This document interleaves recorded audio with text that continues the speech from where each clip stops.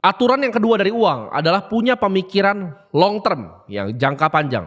Manusia itu punya kebiasaan untuk cepat ya, mau dapat gratifikasi itu cepat. Pemikirannya short term, jangka pendek. Dia nggak punya pemikiran jangka panjang. Dia nggak pernah kasihan sama dirinya di masa depan. Gue bisa duduk di sini ya, karena Timothy yang umur 15 tahun, ya 1 dekade lalu, Timothy yang 10 tahun lalu, itu kasihan dengan Timothy yang sekarang. Makanya gue jadi seperti sekarang. Orang lihatnya, oh cepat dia overnight sukses. Padahal enggak, gue punya pemikiran long term itu udah dari 15 tahun. Nah, filosofi kita dalam berpikir panjang ini justru yang bikin kita itu bisa bikin keputusan secara finansial yang rasional tentang uang kita. Ya, kita punya pemikiran long term itu akan jadi benefit yang sangat besar untuk kita. Nah, gue akan ambil contoh dengan salah satu negara yang gue suka, namanya Norway. Ya.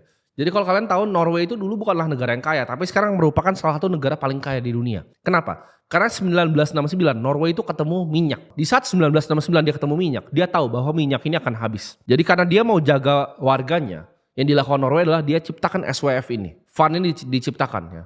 Dikelola dengan sangat profesional. Jadi semua uang yang didapat dari minyaknya itu ditabung di fund ini dan digulung terus menerus. Karena dia tahu ya, hitungan dia 50 tahun lagi minyaknya habis. Dia mau fund ini dana negara selamanya. Jadi dia bisa biayain negara dengan tarik 3% dari biaya ini semua, negaranya bisa running ya, tanpa bahkan ada satu orang pun bayar pajak. Kalian bayangin, itu namanya long term thinking. Kalau kita berpikir seperti Norway, Timothy ini ada waktunya bisa nyari duit. Ya. Nggak selama-lamanya gue bisa nyari duit, nggak selama-lamanya gue bisa di sini. Ini semua akan ada waktunya. Dan selama masih bisa dapat duit, uang itu akan gue tabung secara prudent. Ya. Gue akan save my money. Gue akan simpan uang gue untuk long term. Jadi ketika kalian kesampingkan jangka pendek dan pikir jangka panjang, kalian kasihan sama diri kalian di masa depan. Sama kayak Norway kasihan sama rakyatnya. Ya, kalau dia minyak dia bisa foya-foya sekarang. Bisa banget dia foya-foya sekarang.